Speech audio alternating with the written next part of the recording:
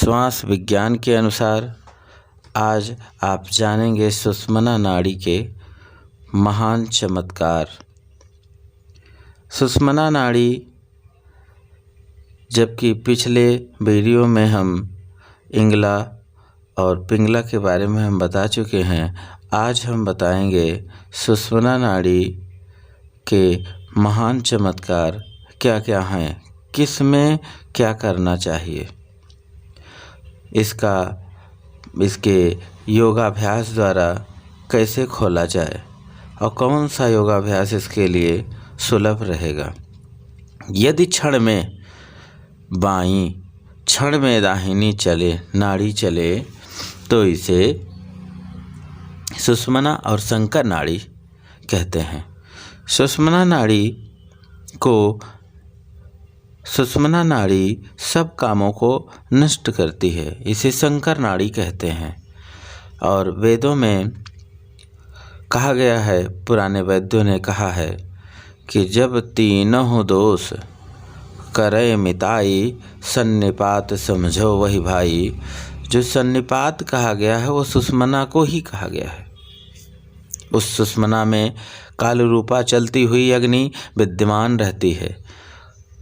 उसे विश्वत जानकर सब कार्यों को नाश करने वाली समझें। काल रूपी अग्नि के बारे में हम जानते हैं कि कहते हैं कि शंकर भगवान जब क्रोध में आते हैं तो यह तीसरी आँख उनकी खुल गई तो वो भस्म कर देते हैं। तो वो तीसरी आँख और सुषुम्ना नाड़ी का संबंध एक रहता है, ऐसा जानें। सुषुम्ना नाड़ी और तीसरी आँख, जिसे थर्ड आई कहते हैं, ये दोनों साथ में ही खुलती हैं।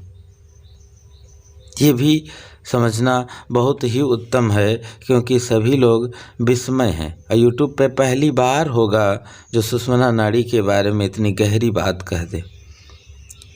आप जानेंगे जब जिस को नाड़ी क्रम भंग करके, अर्थात चंद्र की जगह सूर्य और सूर्य की जगह चंद्र, चंद्र चलकर सूर्य और सूर्य चलकर चंद्र, इस प्रकार क्रम भंग होकर दोनों नाड़ियां बहें, उसका फल अशुभ जानना इसमें संदेह नहीं, अर्थात अशुभ जानना चाहिए।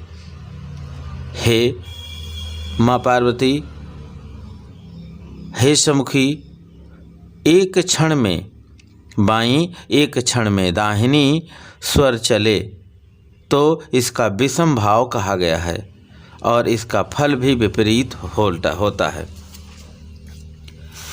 इसमें कौन से कार्य करने चाहिए, कौन से कार्य नहीं करने चाहिए, सुषुम्ना नाड़ी क्यों इतनी खराब कही गई, ये सारा विज्ञान आप जानेंगे। जो दाहिने चलती है, हमारे दाहिने हाथ की तरफ नसा छिद्र से, वो पिंगला चलती है, और जिसे सूर्य नाड़ी कहते हैं। जो बाएं हाथ की जो नसा छिद्र चलती है उसे इंगला नाड़ी कहते हैं। और इन दोनों नाड़ियों के बीच में जो चलती है वो सुषुम्ना होती है। वैज्ञानिक दृष्टिकोण से ये अति सूक्ष्म विषय है, जो हमारे रीढ़ की हड्डी के दाहिनी और बाईं ओर भी चलती है और बीच में चलती है, वो जिसे फ्लूट कहते हैं कि ये स्पाइनल फ्लूट है, स्पाइनल नर्व है, ये दब गई है। यही है इससे भी सूक्ष्म जो बीच में चलती है वो होती है सुषुम्ना नाड़ी। पंडित लोगों ने, ज्ञानियों ने दोनों नाड़ियों का चलना विष के समान माना है। इस कारण इसमें क्रूर सौम्य कर्मों को नहीं करना चाहिए, क्योंकि करने से किए हुए सभी कार्य फलरहित होते हैं। जीने मरने का प्रश्न, प्राप्ति अप्राप्ति, लाभ हानि, जय पराजय, जीत हार आदि काम विषम उल्टे स्वर में ना करें, केवल जगदीश्वर को याद करें। अर्थात इस नाड़ी में, इस सुषुम्ना नाड़ी में ये थर्ड आई खुलने के संकेत पर ये दोनों साथ ही में खुलती हैं, ये साथ ही में रहती ही हैं। इसमें केवल परमात्मा को ही याद किया जाता है। इसमें एक कदम न चला जाता है, ना कोई कार्य किया जाता है। लेकिन फिर भी विज्ञान के अनुसार, श्वास ज्ञान के अनुसार स्वर ज्ञान के अनुसार हम बताएंगे कौन कौन से कार्य बेहतर होते हैं। ईश्वर को याद कर और योगाभ्यास आदि करके जय लाभ सुख आदि दूसरे कामों को उस समय ना करें। सूर्य नाड़ी, पिंगला से मिली हुई सूर्य नाड़ी सुषुम्ना नाड़ी यदि बारंबार चलती हो तो सांप देना और वर देना सभी व्यर्थ होते हैं। अर्थात सूर्य नाड़ी और सुषुम्ना नाड़ी जब एक साथ चलती हों, उससे चिपकी हुई चलती हों, उससे मिली हुई चलती हों, इस समय साप देना और वर देना अर्थात आशीर्वाद देना व्यर्थ होता है।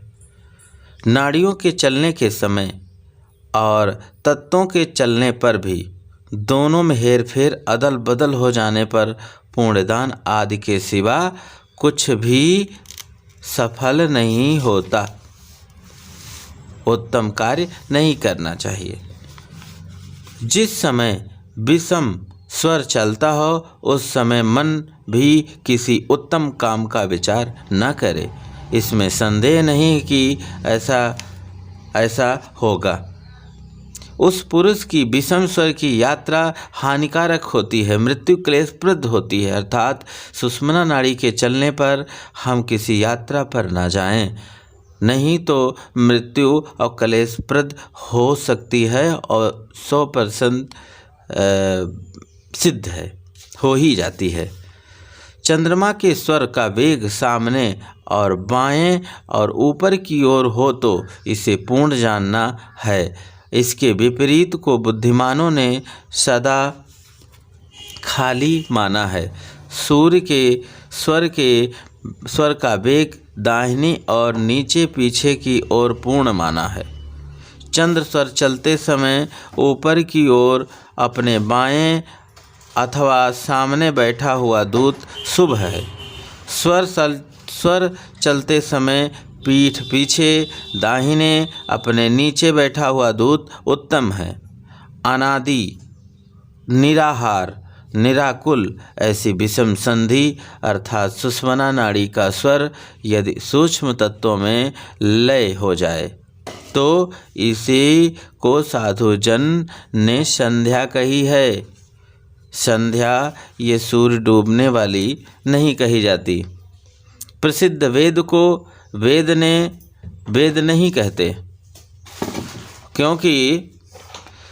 क्योंकि उसमें वेद तत्व नहीं होता। जिस वेद से परमात्मा का जाना जाए, परमात्मा को परखा जाए, परमात्मा को प्राप्त किया जाए, वही वेद कहलाता है। अर्थात इसके अनुसार श्वास विज्ञान और स्वर विज्ञान वेद से महावेद के अनुसार देखा जा सकता है। मनुष्य के दिन यूँ समझ लें कि मनुष्यों के दिन रात का जो संध्या है उसे संध्या नहीं कहते। संध्या तो विषम संधि में स्थित प्राण की संधि को कहते हैं, अर्थात सुषुम्ना नाड़ी को कहते हैं, सुषुम्ना स्वर को कहते हैं संध्या। एक चीज़ और जान लें, इस स्वर के चलने पर, सुषुम्ना नाड़ी चलने पर किस समय कार्य बेहतर होता है, किस समय ऋषियों मुनियों ने श्राप दिया करते थे। वह स्वर सूर्य स्वर से मिली हुई एक आपने जाना कि श्राप वर देना व्यर्थ होता है। अब समझ लें, चंद्र से मिली हुई सुषुम्ना नाड़ी यदि बारंबार चले तो उस समय ही सभी संत और महर्षि जो पहले हुआ करते थे उस समय वे ही उस नाड़ी में ही श्राप और वर दिया करते थे, तो वो सत्य हो जाता था। धन्यवाद मित्रों, नेक्स्ट वीडियो में मिलते हैं।